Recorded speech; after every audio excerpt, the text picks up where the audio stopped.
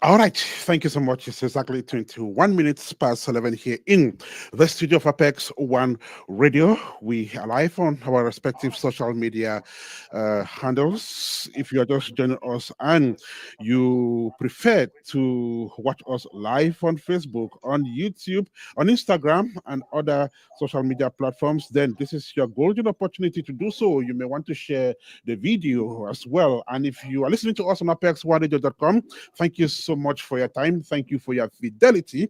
And of course, thank you for always being part of this great project. And so it's Saturday, December the 7th, 2024, just one day to his birthday. We're talking about one of the guests who will be joining us in this edition of African Fiesta. His name is Vumomse, Cameroonian gospel music artist par excellence. He'll be joining us from Michigan in this edition of African Fiesta, just on Apex One Radio. But then, before he comes on the airwaves, we have other guests who will be joining us as well in this great edition of African Fiesta, which is reaching you live from the station. And so we bring you a laughter-filled experience on radio today as we host the incredibly talented comedy duo, Uncle Titilolo and David Patrick. And so with their brilliant concept of phone dialogues, bridging continents, Uncle Titilolo, who is based abroad,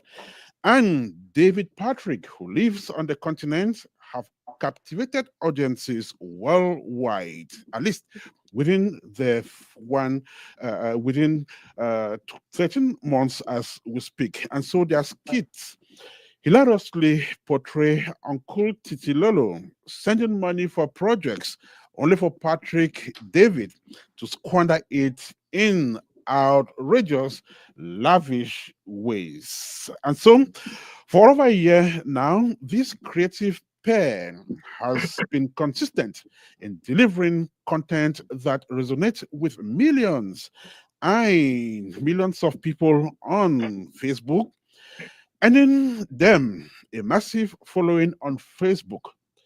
Just recently, they celebrated their first anniversary, a testament to their dedication and unique comedy approach.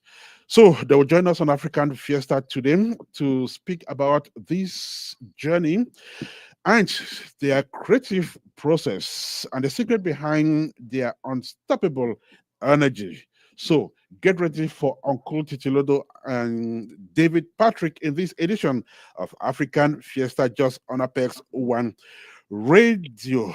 And again, we will be thrilled to host talented Vumomse, a gospel music sensation with over a decade of consistently in the arts. And his music has been remarkable. We've had him on these radio stations so many times. But then he comes today with a new one. It's titled Nane. I don't know if I pronounce it properly, but then when Vumomse joins us on radio today, he'll be telling us about his latest single, which sees the light of day tomorrow, which is his birthday. He will be speaking live from Michigan in the United States of America. And so when he joins us, we'll be talking about that single. Then, in our research recently, we learned that Minnesota alone has over 40 Somali authors who have been identified in that state. And this is a testimony to the thriving literary talent within the Somali community in Minnesota. And so a fortnight ago, these authors gathered at the Somali Authors Book event in Minnesota to celebrate their shared passion for writing and storytelling. Now, amongst these individuals was Mariam Mohamed, who proudly exhibited her book titled What I Wish You Knew About My Cousin Ali. And so, in a continuation of a series of interviews with Somali book authors, Apex One Radio receives Mariam on African Fiesta today. Our guest will be sharing to us her journey in writing, the evolution of her writing career, and the inspiration behind her book, which is titled What I Wish You Knew About My Cousin Ali. And so she's one of the guests in today's edition of the show as well. So once again, thank you so much for joining us on Apex One Radio this day. Welcome to this fresh edition of African Fiesta on Apex One Radio. And so our guests will be speaking to us from Minnesota, from Yaoundé, Cameroon, from Antwerp in Belgium, and from Minnesota. Miriam will tell us from what city she'll be speaking today. At exactly 26 minutes past 11, which should be 10:26 in Minnesota, and of course 5:26 in Antwerp, Belgium. Let's start by welcoming our guests, beginning with Titles, who goes by Uncle Titilolo on the show today. Titles, or should I say Uncle Titilolo, welcome to the program. How are you doing today? Thank you very much, Ernest, for giving me this opportunity once more on your radio, Apex One Radio, Lo Numero Uno. I'm happy to be here. Lo Numero Uno, thank you so much for that compliment. So, how is Antwerp today? Yeah, Antwerp today is quite rainy. But the weather has not been good. It has not been favorable. Of course, this is the time. It's winter, so we don't expect any good weather. Mm-hmm. Well, it's winter. We don't expect any good weather. Let's keep pushing. And so, still on the show, we will be having our reporter in Boya, Benita, Mbah, who will be describing just how that city is faring during this end of year period. And we will also use this opportunity to revisit the Cameroon International Music Festival, the 2024 edition, which took place a couple of weeks ago in Boya. Benita will be joining us on the show. Then from Yaoundé, we'll be talking to David Patrick, who is part of the Uncle Titilolo and David Patrick duo. Definitely we'll be having some internet connectivity issues with Patrick, but we'll try. Let's go to Minnesota and say good morning and welcome to the show, Mariam. How are you today? I'm good. Thank you so much for having me. Mariam is a book author, and we'll be talking about her book. But first, from which city in Minnesota are you speaking? Minneapolis? Minneapolis, yes. How is Minneapolis today? Cold? It's very cold. I think we're close to the negatives, which is really, really cold. I do understand what that means, but then we always have the tendency of making it warm when it gets this cold. Well, once again, thank you and welcome to the program, Mariam. Thank you. Thank you so Let's much. go to Yaoundé, Cameroon, and say welcome to David Patrick. David Patrick, how are you today? Welcome to the program. David Patrick, can you hear us? Welcome to the show. Network is not okay. We will have to struggle with that today, but he will join us shortly. Our reporter is live on the ground in Boya. Benita, how are you today?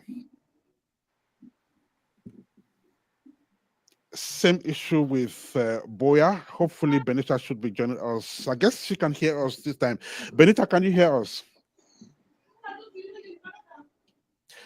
All right, let's try Yaoundé again. David Patrick, you are back this time. Welcome to the program. Yes. Thank you very much, Ernest. Thank you very much. Okay, 5-on-5. How's Yaoundé this evening? Yaoundé is very good. We thank God. It has been disturbing and showing some signs of rain, but everything is good. Yaoundé is good. All right, thank you so much. And I guess Vumomse will be joining us shortly on the show. Then we will be 100% good to go on the platform. But before he does that, we will start beginning with Mariam. So, Mariam, it's true you are joining this platform for the first time. For the sake of our listeners and our viewers who are coming across you for the very first time, may you introduce yourself to us once again. Yes. So my name is Mariam Mohamed. I am a children's author. I am a former teacher for almost a decade. I taught like the primary, elementary school ages. I left teaching fully to pursue writing. Mm. So I quit my job and now I write from home. I have written 4 books, working on my 5th children's book right now. I also produced a short animated series. I grew up on cartoon. I learned English thanks to cartoons. Mhm. So now I create cartoons as well. So I just spend my life uplifting children and just encouraging them to chase their dreams and be great. She spends her life uplifting children, encouraging them to be great. She is a book author, formerly a teacher. Where were you born, Mariam, and where did you grow up? Yeah, so my ethnicity, I'm Somali, like you mentioned, but I was Mhm. born in Al Ain, which is the United Arab Emirates in the Mhm. Middle East.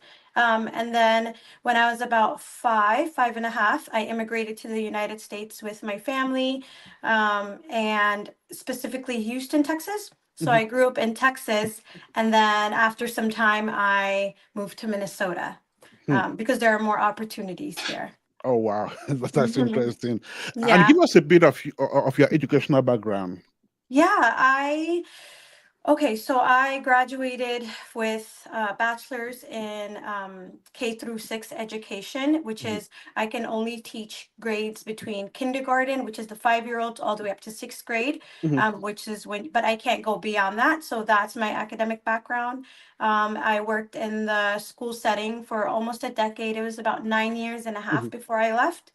And yeah, I spent majority of that time working with 4th grade, and it was a blessing. And they actually pushed me to go into writing. Mariam Mohamed is a book author based in Minneapolis, in Minnesota. She was part of the Somali Book Authors event that took place a fortnight ago in that state. She comes on radio today to talk about one of her books and her career in writing. Let us move to the comedy duo, Uncle Titilolo and David Patrick. And so, 1 year ago, both of you created a great concept on Facebook, which is a phone dialogue between you two, where Uncle would send money back home and David Patrick would squander the money. That's just a summary of what you guys do. But Yeah. since it's a long time since we talked about this concept on Apex 100, I would like us to revisit it and tell us where and how this idea came about. Let's begin with Uncle Titilolo. Yes, thank you once more, Ernest. Actually, this idea was born because we actually looked at a society, especially those of us in the diaspora, and we toil hard in winter, in summer, and when you send money back home for projects, people mismanage the funds, Mhm. and making some people to have heart attacks, some develop some kind of illnesses like high blood pressure. Mm. So we thought it wise to come up with something. It's just like the word of God. It has been preached for over so many years now, but people still commit sins. So it's like we want to continue pressing hard so that it would definitely change the mind frames of some people who might have gotten the idea of squandering the funds from their relatives back here in the diaspora. So the idea came up one evening when I thought of how this idea can be portrayed. And when I contacted David Patrick, I didn't hesitate. So he accepted to work with me, and we have been riding on very smoothly. Mhm. So, what is the main lesson you want the audience to learn from this skit? Yeah. The main lesson we want people to learn from this skit is that they should try, or people should try to understand that when money is being assigned for a particular project, especially those people that actually toil hard for their money, Mhm. it should not be squandered. It should be utilized the way it's supposed to. So because it's also not good. It doesn't all go well that when you toil so hard, you have a project in mind, and everybody has that mind of living from one step to the other.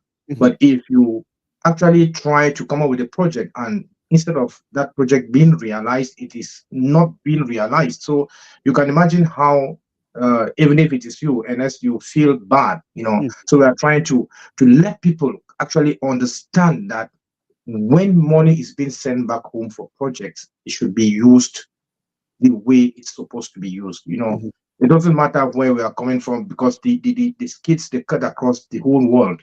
Our friend Mariam from with a Somali background, definitely she has people back home. Just imagine that if she sends money for a project and that money is not being used, she herself will not be happy about that. So the lesson we want to pass out there is that people should try to, know that it is not easy to have money, and when money is being assigned for a project, it should be used judiciously. Money should be used judiciously when it is assigned for a project and sent from abroad. That is the message that is meant to be driven across in this beautiful comedy concept, which was created a year ago by Uncle Titilolo and David Patrick. So back to David Patrick. So David Patrick, I have been describing you two as a comedy duo, but we've seen other characters in some of your skits. So tell us about these people. Who are they, and how did you get some of them on board to join you? Okay, thank you for giving me the opportunity to talk. Some of the people which have come on board, one person which has been on board to collaborate with us in that skit is Je suis Kobo. Je suis Kobo is an artist, musician, is like a mentor to me. So he used to he gives most of the ideas behind the videos and he directs me on how to work. He has mentored me since when I started showbiz, or let me say comedy. I spoke about showbiz because I once was into music, so it englobed the whole stuff. So one of the people who has featured in most of our videos, not about 2 or 3 of our videos. So he came up with the idea of us to drift a concept about land, about Uncle Titilolo to buy a land, and he's actually the one. Josikobo is the one selling the land because back then he was doing into land, these sales of land issue stuffs in Yaoundé. Yeah. So he wanted us to just link it up with our skits equally and just do it. Since people already knew about his work, he was a sales agent about lands. So I bring him into the skit, into that particular, those episodes of that particular time, which was about buying of land. So Uncle Titilolo money to get a land from Josu Kobo. I went to Josu Kobo. I didn't tell him the truth. I just told him my uncle actually needs a land, but I didn't give him the money. He did everything. He took the land where the land is. We did videos, we snap. He was expecting that my uncle would send the money. I'll come and give him the money so we can proceed. But when my uncle sent the money, I rather told Josu Kobo that my uncle didn't send any money to purchase the land, so we cleared him off from the episodes by then. So that's how he came, how he left the episode. Beautiful. And so, Ernest, let me just add one thing, Ernest. Yes. Some of the characters they do come into play simply because when there is an idea that comes up and that requires somebody to play a particular role.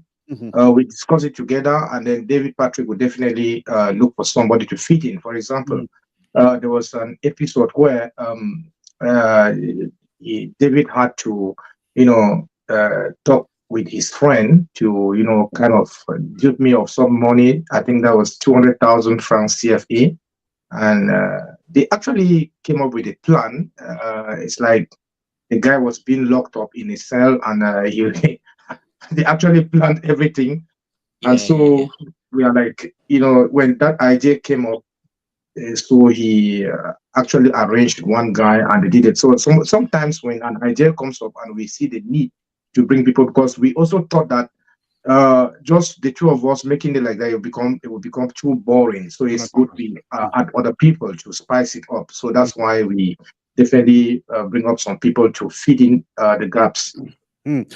Beautiful. You're listening to African Fiesta, the edition of December the 7th, 2024. We are live from the United States of America. But then our guests are speaking from across the world. We have David Patrick in Yaoundé. Uncle Titilolo is live from Antwerp in Belgium. Our reporter will be joining us from Boya. Then Mariam is speaking from Minneapolis in Minnesota. But then at exactly 19 minutes to 12, let's move on to Michigan to say hello to the next guest on the show, gospel artist Vumomse, whose latest single, Nane, sees the light of day tomorrow. He now joins us from Minnesota. Vumomse, welcome to the program. How are you doing today? I'm wonderful. How are you doing? I am good. Thank you so much. How is Michigan this Saturday morning? Thank you for having me. Can you hear me well? Okay. How is Michigan today? Michigan is awesome. Oh, Michigan great. Is awesome. Yeah, the weather is cold, but we love it. We love cold. We're used to it. We are used to it, and that is this season. And so it's been a while since you came out. So what's been going on? Well, life in this country sometimes can be challenging. However, I mean, we have what it takes so to succeed. Yeah, I have been doing other things and recording stuff, and just some of them I've been recording and just filing. Right now, I'm actually in my studio. As you can see. So I've been recording some things and just filing them up. But I mean, life is good. Everything is good. Right. So usually I would like to take a step back before we take a step forward. So would you remind us of your previous single before the one which will be released tomorrow? I think you're breaking a little bit. Yes. So could you just remind us of your previous single before the one that will be released tomorrow? Yeah, my previous single is "We Worship You." That's a worship song that was released a few months ago, which is doing wonderful. Yeah, that's it's doing great. So yeah, "We Worship You," which is on YouTube and all online stores, and also in every TV station across the world. So great. Yeah. So traditionally, you've always released songs on the 8th of December. I've been trailing you for a long time now, and every December, the 8th, you release a song. So is it that you love yourself so much that you just want to give yourself a birthday treat, every birthday? No, actually, I love my fans. Yeah, I love myself, but actually, I love my fans so much so that I love my fans so much so that my birthday, I would love to celebrate it with them. I always want to send something out, something new out there for them. Yes. Wow, that's interesting. And so tomorrow is your birthday. Happy birthday in advance. And you're coming this time with something unique, something different. You call it, pronounce it for me. You said it right. I needed to pronounce it just with Nane. There you go. Nane. Yeah. You got it right.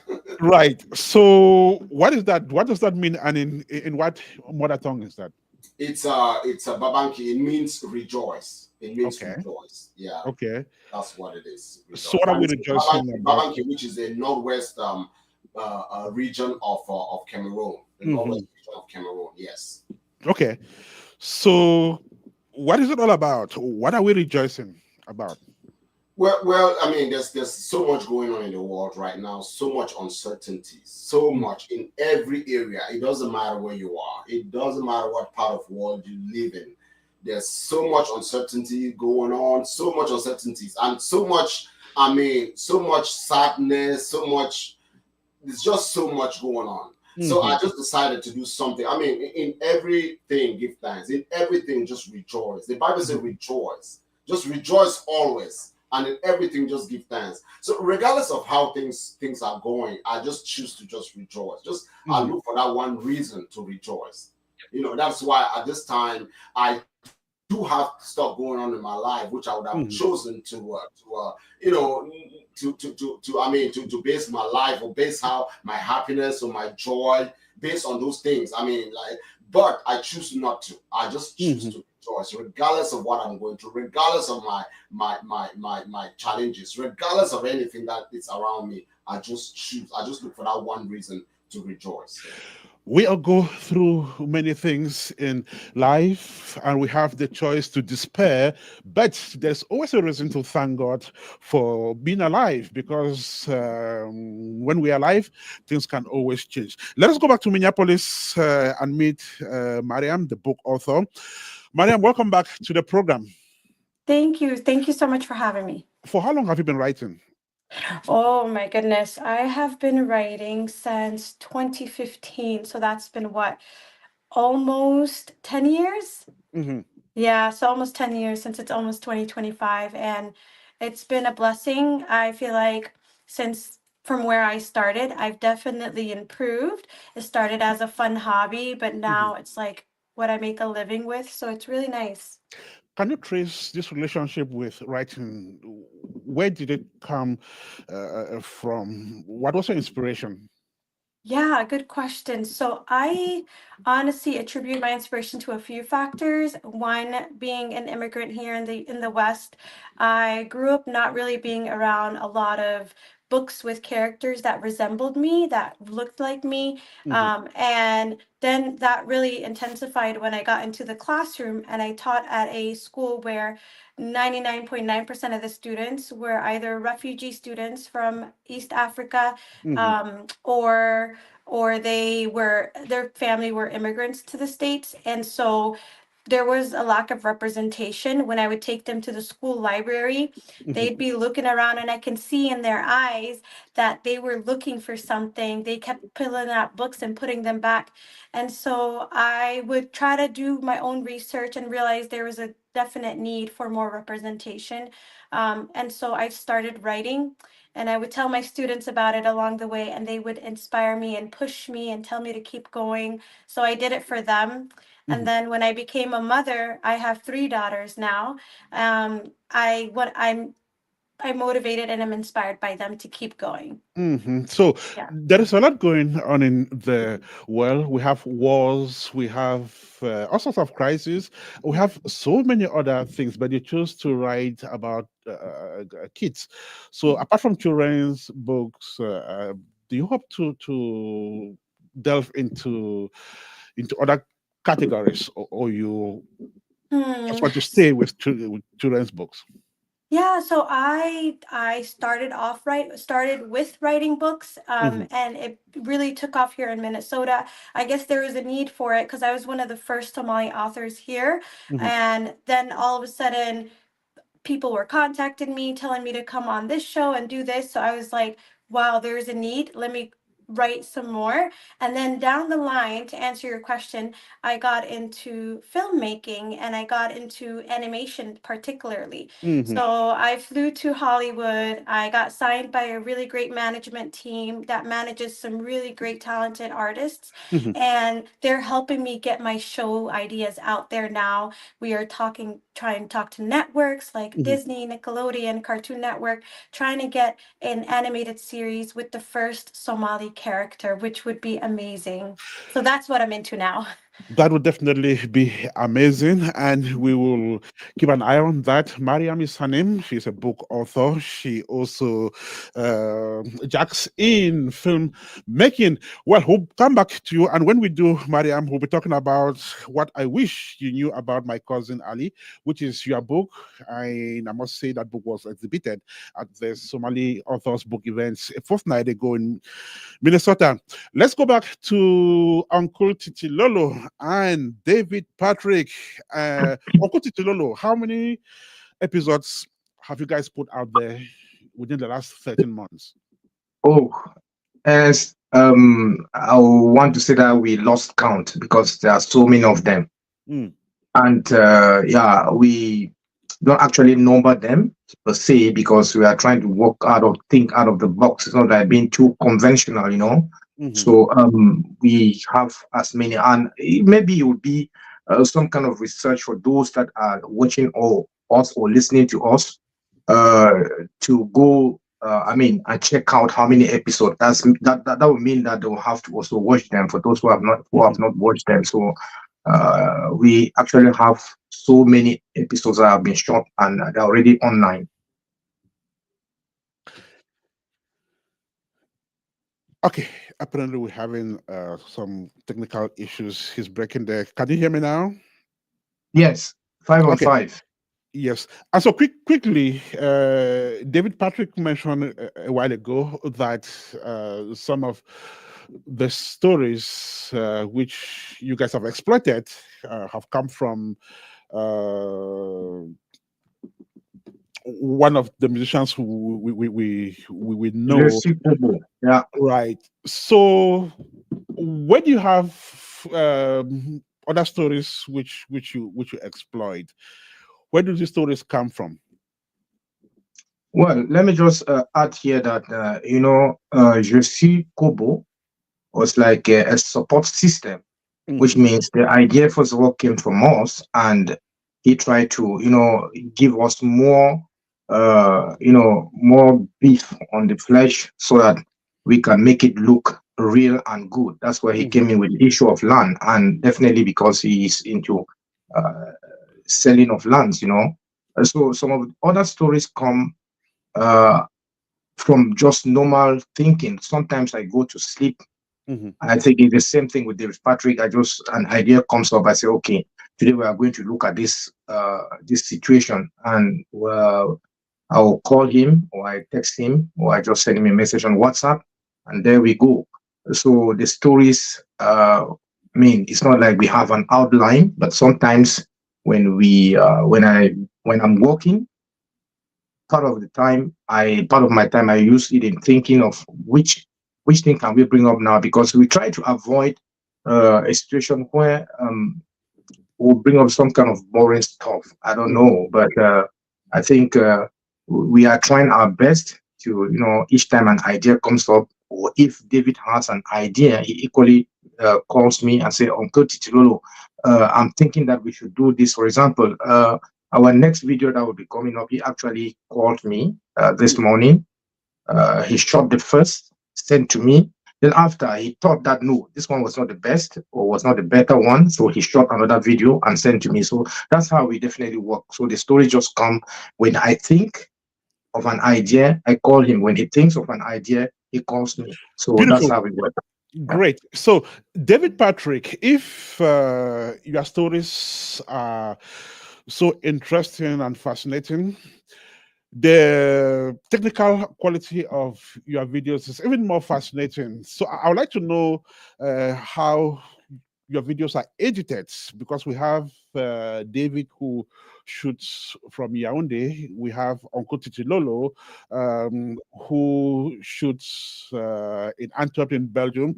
But then you guys are able to merge, these scenes, and the result is always impeccable. Tell us how editing is done, David. Thank you very much. I do the editing myself. The editing of the videos is being done by myself. I use InShot. I studied editing from someone when I just started comedy. Most of the times they hide, they don't like to teach others, but I cynically learned it when he was once editing his. So I actually grabbed the skills of editing. Then I decided to develop it by trying to shoot videos and try to edit them myself. So Okay. there's an application called InShot. That's what I used to do the cutting and joining of the video. So Uncle Titilolo shoots his own part, he sends to me. So I take my own part which I've shot. I do now the cutting and joining according to the questions and the answers given either by me or by him. Beautiful. Thank you so much. We are live on radio. The show is African Fiesta. The edition is the one on December the 7th, 2024. It's exactly 5 minutes to 12 here in the studio. 10:55 in Minneapolis, from where one of the guests is speaking. But then tomorrow is December the 8th. And the first thing you need to do tomorrow is to go to YouTube, because Nane will be out. And when Vumomse comes out is is always a hit. And so that beautiful track comes out tomorrow. But then let's go back and find out from the artist why he decided this time to go with his mother song. Vumomse, welcome once again. Can you hear us, Vumomse? Okay, we're having issues with Vumomse. He will definitely get back to us. But let's take a break with our reporter in Boya to see if she's on the line. Then we'll come back to our guest. Benita, Mbah, are you there? Welcome on the show. Benita, welcome. Can you hear me? Thank you. Yes, I can hear you, Ernest. How is Boya today, Benita? Boya, it's beautiful. It's amazing. Well, Mm. despite the internet struggles. Okay, that's great. So we will briefly talk about Boya this end of year. Perhaps we'll come back next week and provide more information about Boya. It's always interesting to know what is happening in that great city, the hub of Cameroonian entertainment. A few weeks ago, we had the third edition of the Cameroon International Music Festival. Generally speaking, Benita, how did it go?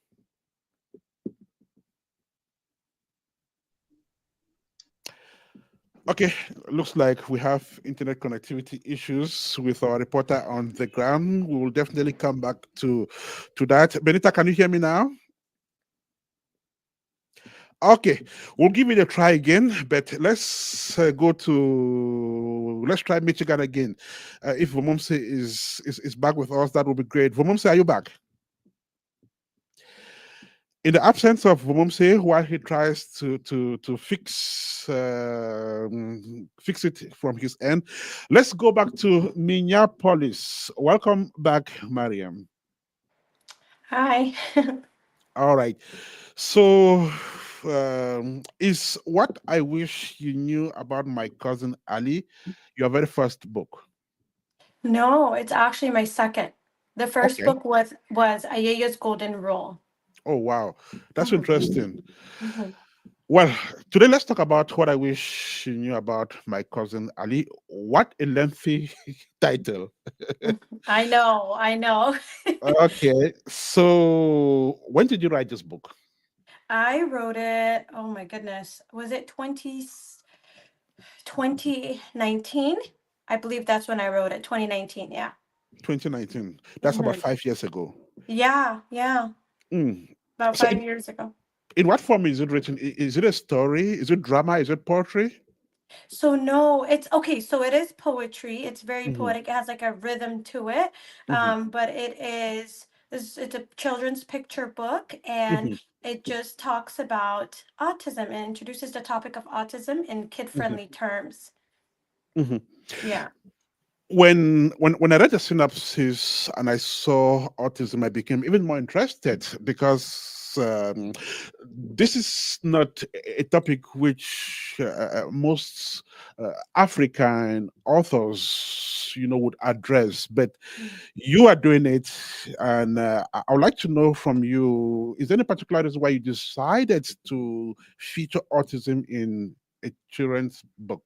Of course, yeah. So before I even got stepped into the classroom, because the one of my students, several of my students actually inspired me to write about autism. But Hmm. before that, I was familiar with autism due to my family. I have a couple of family members who were diagnosed with autism, little kids. And Hmm. then when I stepped into the classroom, I really got to see it more and more, especially within my community. I noticed that it was on the rise, and a Hmm. lot of, like you said, in my community, like many other communities, it's not talked about often. And a lot of times we use the method of pray it away, like we'll Hmm. use faith to just pray about it and they will be fine. Take them back to Africa, give them camel milk, or like there's all these ideas, Hmm. but like addressing it was kind of something I noticed people steered away from. in the community. And so I just wanted to talk about it, and especially having students who were diagnosed with autism, and how it's not it's not something to be ashamed about. Instead, if we just embrace it as a community, everybody, if we just embrace it and educate ourselves, ignorance is not always bliss, and just not feeling any shame or causing shame in the students or children. There's Beautiful. nothing to be ashamed about. It's how God made us. So How God made you. is Ali a real character, or is it fiction? Yes. No, he's real. He's based off of a family member that I wanted to dedicate it to. Wow, that's interesting. So, how has the community reacted to your moving ahead to address this sensitive topic in a book? Really well, actually. All the communities, honestly, that I've come across in Minnesota, and particularly my community, they thank me. They tell me, thank you so much for talking about this. My child feels seen. And even beyond the parents, the children, a lot of children really come up to me and say, we really like this book. It's one of my bestsellers.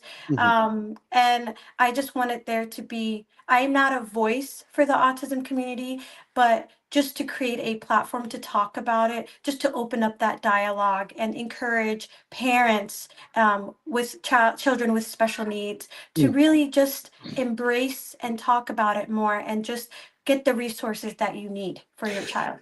Creating a platform to talk about autism is just the right thing to do, because it's going to encourage dialogue on this rather sensitive topic. But then, which is real, there are scores of kids out there who are born with autism, who live with it. But it's really not a problem if society handles it the right way, just like the author is saying in her book. Let us go back to Michigan and find out if Vumomse is back with us this time. Vumomse, can you hear me now? All right, so we still have issues with him. Let's try Boya, where our reporter is on the ground. Benita, Mbah, welcome to the program. Are you there? Still no luck with Benita, who will move back to the comedy duo, Uncle Titilolo and David Patrick, who celebrate 1 year in this great business of comedy, and of course, with a wonderful concept that has made its way on Facebook, at least within the last 13 months. So, Uncle Titilolo, you guys have really been consistent. We've seen you put out videos since the beginning of this project till date, and like you just said, there is one which will be coming out in the next couple of days. What accounts for this consistency? Ernest, I want to say here that it's all about hard work and understanding. When I first contacted this young talented man in the name of David Patrick, little did I know that he was going to be this resilient. He's a guy who actually delivers. So it's all about hard work. He's willing to work. Sometimes I even coupled with the fact that we grapple with work, and shooting all those things is not also easy. Sometimes I get I even forget to shoot. He will be the one to call me, hey, Uncle Titilolo, you never shoot that video. I mean, you shoot and send, please. I have to edit. We have to drop. So it's all about hard work. It's all about hard work. That's why we have been consistent this far. It's all about hard work, and it results to consistency. So, what has your audience been telling you about this concept, David? You live in Yaoundé, and people in Yaoundé watch you. So, what do they tell you on a daily basis? How are they appreciating what you're doing? Wow, they are very, very happy. They in fact, when they see me, most of the times I came up with a story with a concept which I impose that I am a celebrity by force. So about the Uncle Titilolo stuff, they say like the thing is something which is real. So they tend to ask me, why is it that you always claim in front of your uncle that you're a celebrity? Like you don't have respect for your uncle.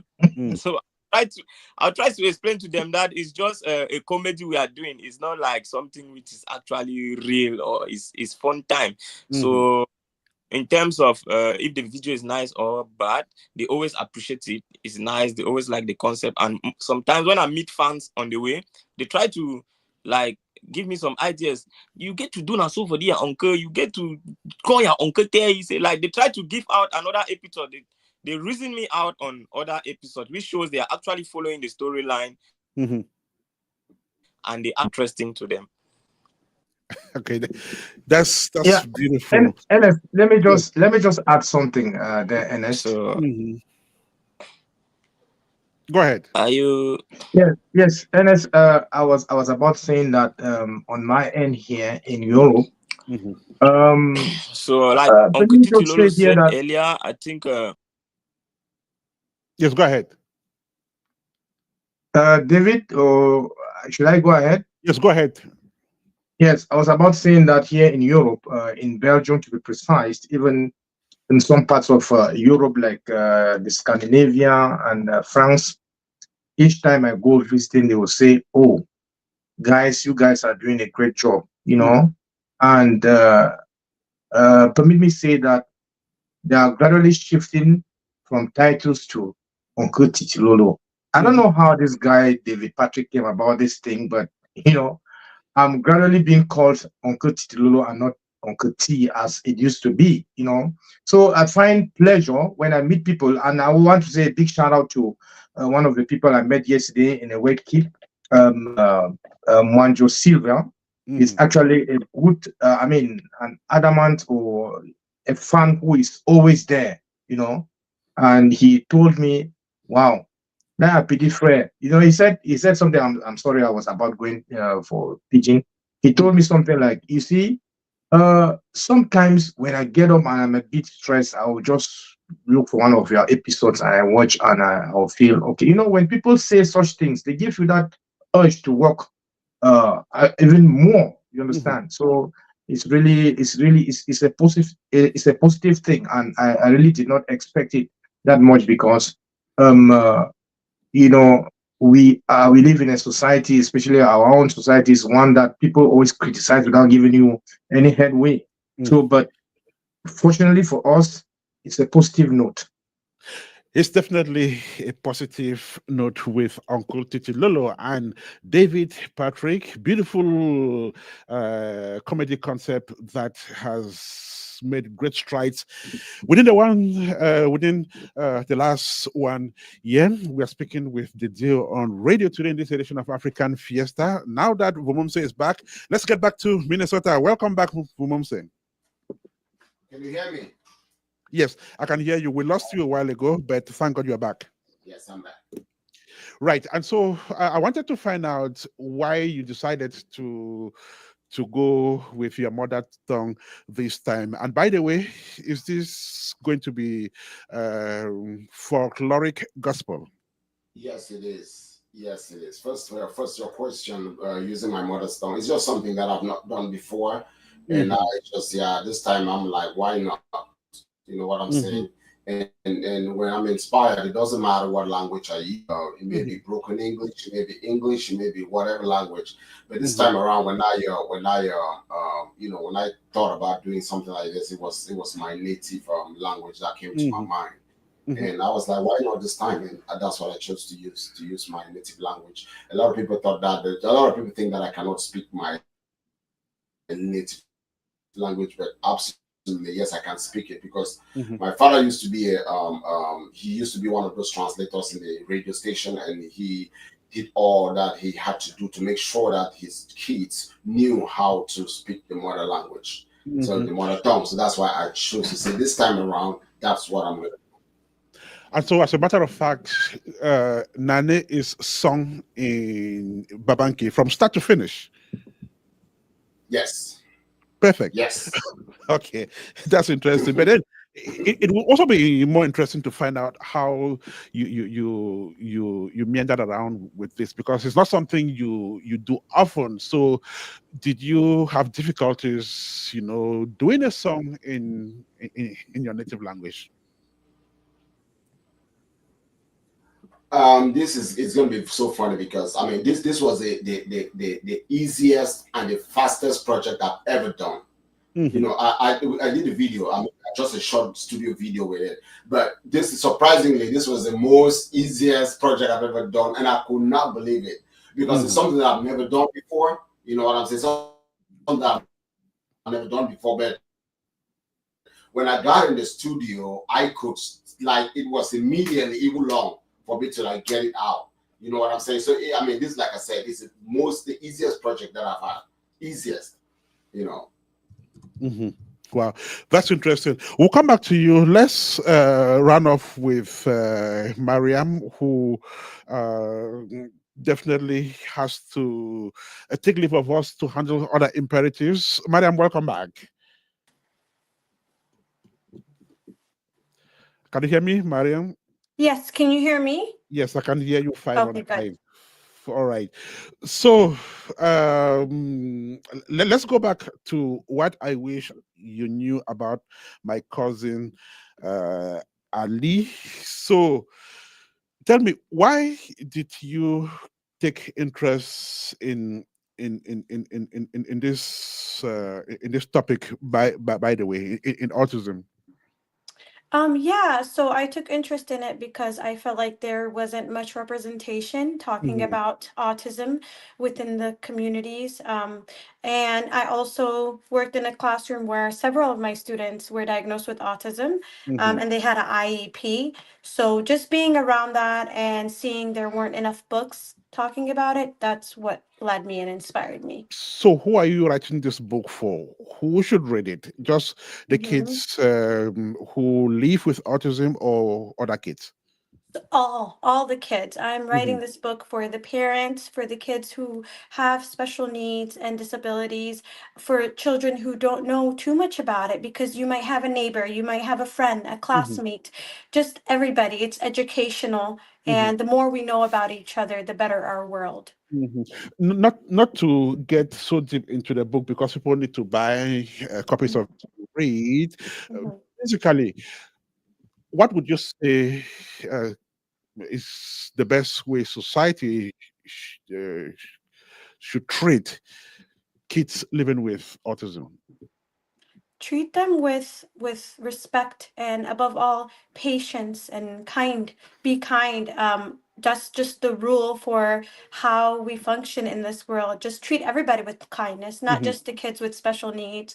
But just be not tolerant, I don't want to use tolerant, but be patient and be mhm, respectful. mhm. Yeah. Right. So my understanding is that this book is written in English, correct? Yeah. Yes. Yeah. Okay, and you come from a community that also speaks Arabic. Some Somalis speak Swahili as well. So, do you plan to have the book translated into other languages? That's one of my most asked questions, honestly, to translate my books, and I'm trying. I'm gonna work on it. Hmm. I do hope to translate each one of my books. Hmm. And Yeah. so, since you've written in English, how simple is the language in the book so that every kid can read and understand? Well, what I wish you knew about my cousin Ali is very simple. Hmm. I would recommend it. Well, who can read it? I would say children even as young as second graders can read it. So Hmm. 8-year-olds. Yeah. And what is the volume of the book? What's that? What is the volume of the book? How many pages does it have? About 12 pages of actual reading, and then I Hmm. have like the author page. I have a page in each one of my books dedicated to the language, so I Hmm. put a few Somali words within the book, so Hmm. I have a translation page in the very beginning, just a few Let us talk words. about the book's cover, and I would like to know whose concept that is. If producer Marcel can have us see the cover, and so beautiful cover. Thank you. Tell us about it. Whose concept is this, and how would you explain this design? Yeah, so I worked with a really talented illustrator. Her name is Brenda Jurgensen, and we just worked together to just how can we attract and really engage the students? Because not students, sorry, I'm used to saying students because I'm a former teacher. Children, Right. because the first thing they see is the cover, right? And we wanted something very lively, very colorful. So Sumaya, that's the cousin who's in the story. She's just waving, and the young boy Ali, who was diagnosed with autism, is in the back, just minding his business and just playing with his toys. Just a way to really attract the students to the book. To open, yeah. I would imagine that a book with such a compelling subject matter should attract publishers. So, did it attract publishers, or this is self-published? So I have 4 going on 5 books. 3 of the books are published traditionally by publishers. 2 of them are self-published, and this was one of them. I didn't even send it out to any publishing houses. I just decided to publish it, self-publish it. You sound as if self-publishing this book was so easy, Mariam. Yeah. It wasn't the easiest thing, but I will say you get more creative control. You have less people, not too many cooks in the kitchen, as they say. You get to Right. decide how it looks. You get to decide, you find your own illustrator, and I love doing that. And I would say with 10 years of writing, I got enough experience, thankfully, to kind of like know and have connections to certain illustrators and what's it called, what's the layout, the person who does the layout. So I've had connections from the past experience and used it in this experience. I know Yeah. that the most successful book project is the one that is properly marketed. At the end of the day, if you write and people don't read, it doesn't get marketed properly, then Yeah. you've not succeeded. So tell us about Yeah. this. Have you had a book signing for this book yet? Yes, so I had a book signing for this back in, was it 2020? It was after it was like right before the pandemic had started. So it was a great turnout. And as far as marketing, I so what really helps me in marketing was my first book. My first book really took off and gained me my audience because I went on several news platforms like Fox News, which is a very big news station here in the States, and WCCO. And I went on I got a couple of articles written about it. So that really helped me when I self-published. When I began self-publishing, I just reached out to I had those same emails and information, and I developed friendships within these people and these professions. So they always help me out and cover my stories because they know I'm doing self-publishing. And I also understand that 2 weeks ago you were at the Somali Authors Book event to exhibit this book. How did it go? It went really well. My friend Nasra set it up, and she's another Somali author, amazing lady. She set this up, and she got a lot of authors together to come and just debut their work because she sent the message of we only have each other. Like, even as Africans, like we're all brothers and sisters all across the continent.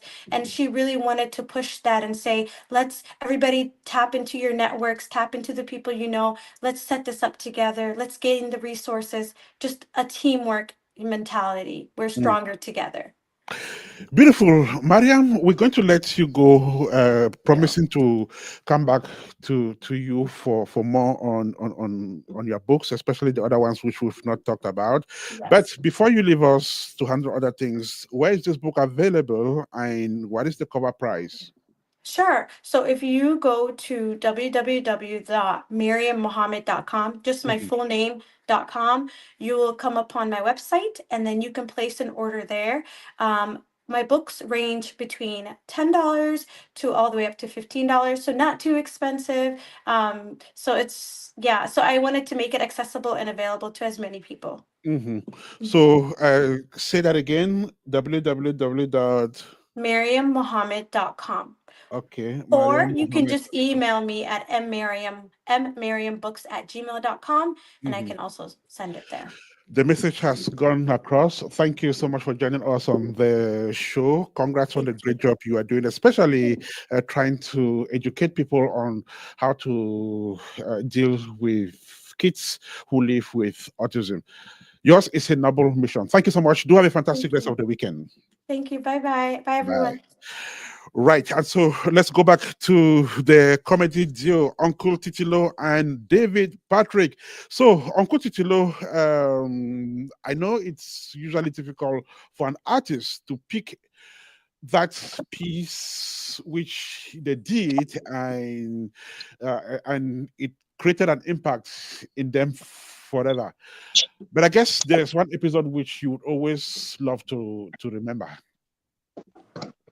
Um, yes, there is one episode that actually always like to remember. Can you hear me? Yes, 5 on 5. Yes. This episode will always be remembered because of the technicalities and, of course, the how it came about. You remember there was one time David Patrick was on his way to India with Je suis Kobo, if I'm not mistaken, and he did one of the episodes while in the plane. So that one actually brought us a lot of views, and most people were like, did he actually go to India? Did he actually go somewhere, or was it just something that, So that one was really, really one of our, big shots. Beautiful. David Patrick. Except David Patrick will want to differ for, I, let I him think also say something about that. I think let's hear from you, David Patrick. So let's hear from you. If you have one episode to pick and say, if I didn't do this episode, then I didn't do David Patrick. Which one would that be? Okay, coming back to the very episode which Uncle Titilolo spoke about, that was actually shot on target because that episode, while doing it, I really knew it's going to really attract or draw people's attention, and actually that was the outcome of it. That particular video which I did when traveling to India in a plane was very great. Actually, the video, it was that I called Uncle Titilolo and I like him that I need money. I'm in the village like this. I'm in the village. Like, people have seen how I'm standing in a plane, but I'm still lying. It shows to what the extent at which David Patrick is a very big fat liar. So people are really wondering, like, who is this guy? What is this guy? Is it a curse? So the video was actually just the best. Let me stay with you to find out what the pitfalls have been. You both have sounded as if it's all been rosy, and Can you hear me? with the erroneous. Can you hear me? Okay, looks like he is frozen there. David Patrick, can you hear me? If not, I'll just put the question to Uncle Titilo. So, what have been the pitfalls? What are the challenges you guys have faced, at least this first year of your work? Ernest, if I say that we didn't have some challenges, then I'm not truthful to myself. One of the challenges should be that, at times you'll, there are times that when you go out to shoot and maybe you don't have, any person, to actually help. For example, we do some of the skits on the street, and when I don't have somebody, because my daughter always moves around with me when I have to shoot, and she's the one doing most of the shooting. So let's take, for example, that I have to shoot within the week. She's in school, So on the street, if you meet somebody, please, can you do me? No, I don't have time. You mean, no, I don't have time. So we have very few people that will actually bolster the courage to take to do the shooting. And then sometimes it's also not very easy to meet up with time, because if I'm struggling to go to work as well and we have to post our normal time 8:30 p.m. Sometimes 7:30 p.m. So if I have to, maybe I got up and I had other chores to carry out, and I have to do the shooting as well, it becomes somehow very stressful. So without, just because we have that zeal to continue and we don't want to fail our fans, we always try as much as possible to do something. So those are some of the pitfalls or some of the challenges that we had, you know. All right, beautiful. This is Apex One Radio. This is Fiesta, the edition of December the 7th, 2024.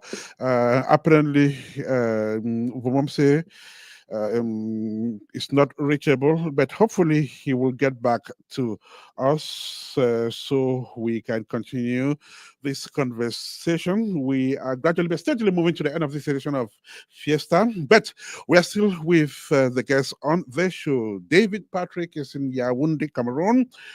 Uncle Titilolo is in Antwerp in Belgium. We just had Mariam Mohamed round off her segment of the show. All right. I guess we'll stay with David, Patrick, and Uncle Titilolo. So, 1 year down the road, you would definitely would have unleashed lots and lots of ideas out there. I remember I was talking with Uncle Titilolo off mic, and he told me that they need to still work really hard so that they don't run out of ideas. So, what do you plan to do differently as you begin, a new year with this concept? There are lots of other content creators out there with so many competing concepts. So, what do you intend to do to, maybe bring something different, innovate, and stay relevant? Yes, Ernest, comedy or cinematography or filmmaking in its own is all about suspense. We prefer not to tell or to let the cat out of the bag as of now, but what we want to tell our fans is that they should be very ready for something, some innovations that are going to take place. So let them continue watching what we have, and when time comes, they will discover what we are doing behind the scenes.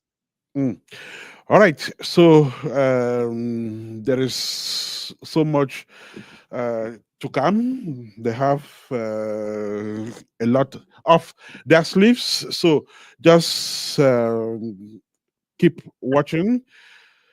And so much will be yours in the coming weeks, in the coming months. You're listening to Fiesta on Apex One Radio, the edition of December the 7th, 2024. We are live on radio from the United States of America, 28 minutes past 12 here in the studio of the station. We have lost Vumomse, so we'll just ride on with Uncle Titilolo and David Patrick. So let me go to David Patrick. David, are you there? Yeah, I'm there, sir. All right. So how often do you guys put out videos? Is it weekly, twice, monthly, or every 2 weeks? We put out videos every week. We put it 3 times a week. That's on Monday, Wednesdays, and Fridays. Okay. So yeah. Okay, that's interesting. So today is Saturday. Should we be expecting the next video in 2 days? Actually, we have a video which we will drop today just to keep the weekend going. That is so interesting. We are looking forward to that. We cannot wait. So, how long does it take you to edit one video? Just 30 minutes. 30 minutes. Yes, wow, sir. That's interesting. But at that times, you would take more time to edit some videos, maybe depending on the story. Yes, there are times I would take more time. Maybe when when my mind is not really set, or maybe when I have something troubling me, I can start the editing. But when I'm working on the editing, if I'm not really concentrated, if my mind is not really on it, then I'll prefer to keep it waiting. So I come back when I'm really calm and my mind is okay. Then I can concentrate and give out my best for that. I'm talking about keeping content in the fridge. Do you have like some raw material which you haven't exploited, you haven't edited, but I mean it's just lying somewhere, and you hope to go back to it someday, edit it, and put it out? Yes, exactly. I have some raw materials which are not yet edited. Wow, that's interesting. Okay, so how can one get access to your work? And so far, you guys have only been on Facebook. Do you have plans of maybe stretching your tentacles and touching other social media handles? Yeah, actually, we have been very much active on Facebook, but actually, I'm also on TikTok. I Okay. post our work on my TikTok platform too, which the name is David Patrick Official, and I equally post on my Instagram, which is still David Patrick Official. Just that our Facebook is the most active platform for our skit. But if not so, on Instagram and on TikTok, I equally drop our content there most often. Okay, that's interesting. Let me find out from Uncle Titilolo. Are you open to public suggestions? Like if you have people who give you ideas, maybe story ideas and things like that, would you be open? Of course, yes. All we need is to, not to let our fans down. So we are open to ideas. Let me just say here that I'm trying to, or we are trying to, have a kind of meeting with the producer of this program, Marcel ADIG, who has been a close supporter of the skits.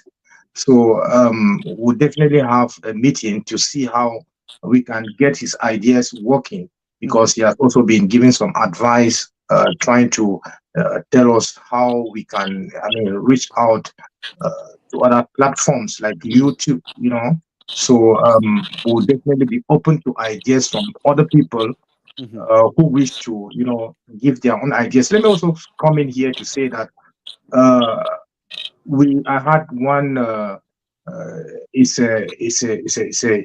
It's a big brother. Let me put it that way. He's an elder brother, so to say, not a blood brother, but he's somebody I consider as an elder brother. He's a professor. Names we heard here, because you don't know, somebody may not want you to pronounce his name. He actually told me at one point on a telephone call that why don't you tell your man David Patrick to change his attire? When we started off, David Patrick was noted for his the Work. he had his remark, his trademark, so Right. so he said, why can't you ask him to change his attire, because it's monotonous, is this. Well, I told him, thank you very much for your observation, but you see, when we look at people like Auntie Felicia, you have Richard Zuckerberg, that's Goddess Fungwa. You have by then you also have we had this guy Grand Lorenzo, and then if Yes. we want to move over to Nigeria, we have Sabinus, we have Brain Jota. Those they have their unique attire that when you see them, you know that this is this person. So even though I concord with him on the issue that David Patrick should actually change, at times change, because it's a different concept, it was not also easy to uproot David Patrick from that his attire. But I think at one point he realized that it was necessary to change it, and he even changed it without even consulting me. So I looked at it as a plus point, because I was thinking, how can I get this guy out of this attire? So it was a great thing that at one point I saw him with a different attire. I said, whoa, this guy has finally changed. So, we are open to ideas. And I want to think that when I called David Patrick and I told him, you see, this person has made this remark. Let's work towards that. He said, yeah. He gave the same reply that I gave to him, that, this is like his trademark, But with time, those are some of the innovations that we are bringing into the whole thing, Yeah. So we are We'll be open to out of ideas.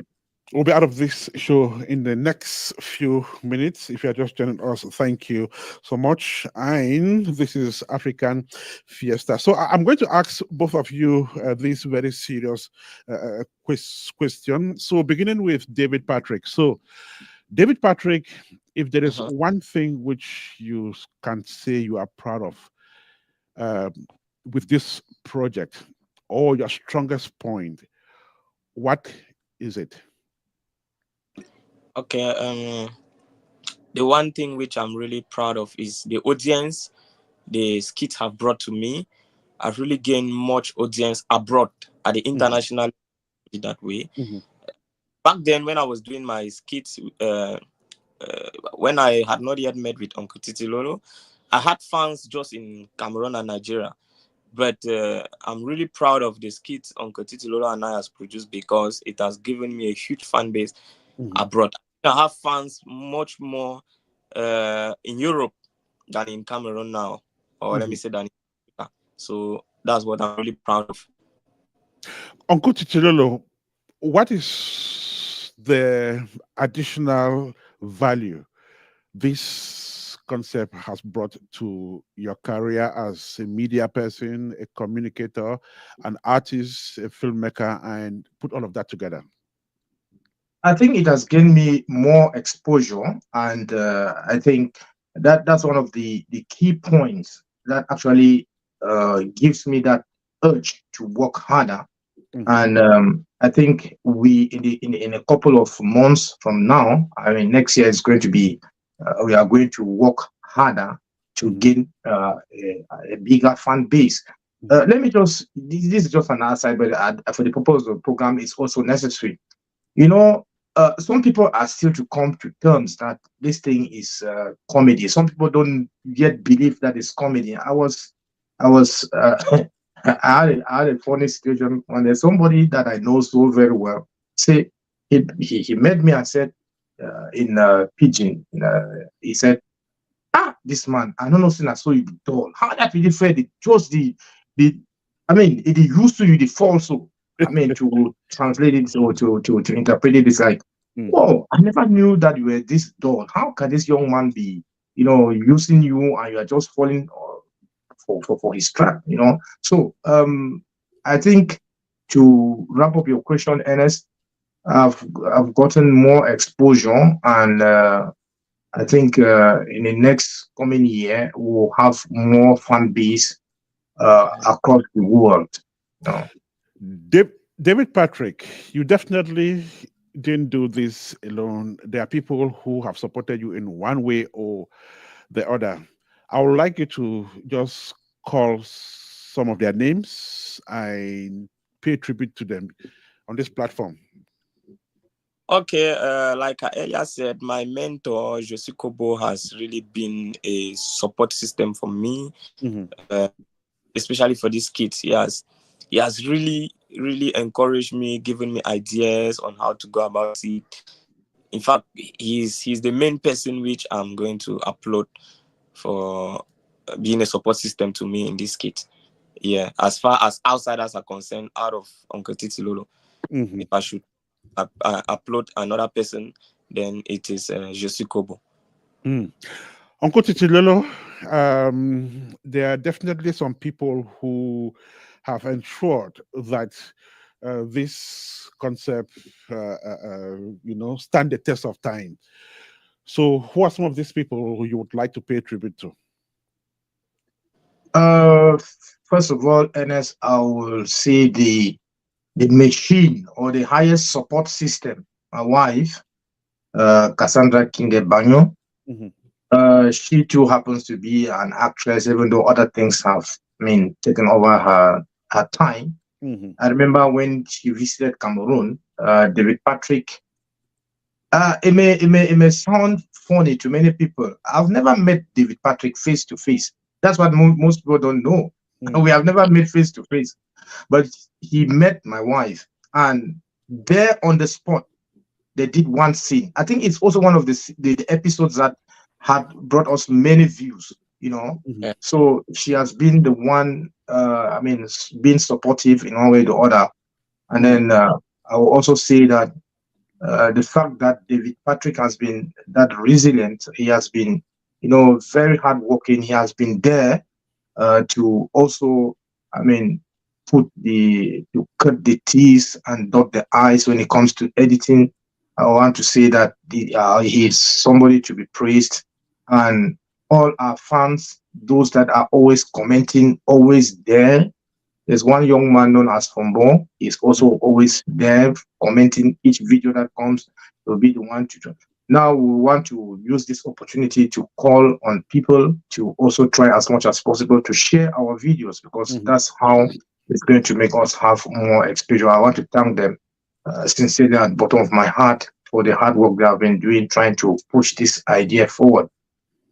Share those videos extensively so that they reach the four corners of the world. It's a well of virality of content. So content goes viral by us sharing it. So share those videos. David Patrick, before we run off, what are your other social media handles? From where people can watch your content? Okay, I have Instagram. My name there is David Patrick Official. I have TikTok. My name there is equally David Patrick Official. I'm very active on TikTok too. Very active on TikTok. In fact, I'm active on TikTok more than Facebook. But I have a huge audience there too. So people can equally watch my videos on TikTok, David Patrick Official, Facebook, and Instagram. All of them have same name, David Patrick Official. Okay, Uncle Titilolo, how can they watch your content? Yes, we have I have Facebook, Titus Banyo. I'm also very active in TikTok. I was not really a fan of TikTok, but because of trying to have more exposure, all the skits are on TikTok as well, and other things that I do. I also have an Instagram account. Condition my social media platforms in such a way that each time I post on Facebook, it automatically goes to Instagram. So I'm on Instagram, the same Titus Banyo, on TikTok, the same Titus Banyo, and then on YouTube, it's Batimo FM. So I'm not really too active there, but in the days to come, I would like to activate the YouTube account and post all the content there. So we also want to ask people to follow us, David Patrick Official and Titus Banyo. Give us that push. Give them the push, David Patrick Official and Titus Banyo. In the hours ahead, we will be back on Facebook to welcome your next video, which we've been told will be dropped today. So we're looking forward to that with a lot of anxiety. Thank you so much, gentlemen, for joining us on the show today. Uncle Titilolo, thank you so much. Thank you to Ernest for having us. David Patrick, thank you so much and congrats on the great job you are doing. Thank you very much, Ernest KANJO. Thank you. All right. So, gentlemen, do have a fantastic rest of the weekend. Same to you, Ernest. Marcel, ADIG, we want to thank you so much for joining us in this edition of African Fiesta on Apex One Radio, during which time we had Mariam, Mohamed, and Vumomse as well. Just to let you know that Vumomse releases his next single tomorrow. It's titled Nane. Unfortunately, due to technical issues, we did not have him complete his own part of this conversation. But then Nane sees the light of day tomorrow. So first thing tomorrow, go to YouTube, savor this beautiful track, share it, like it, and of course promote it as much as you can. Thank you so much for joining us on radio today. Do have a fantastic rest of the weekend. We'll be back next Saturday for yet another edition of African Fiesta, just on Apex One Radio. And until we meet, it's bye from this end. May God continue to bless you.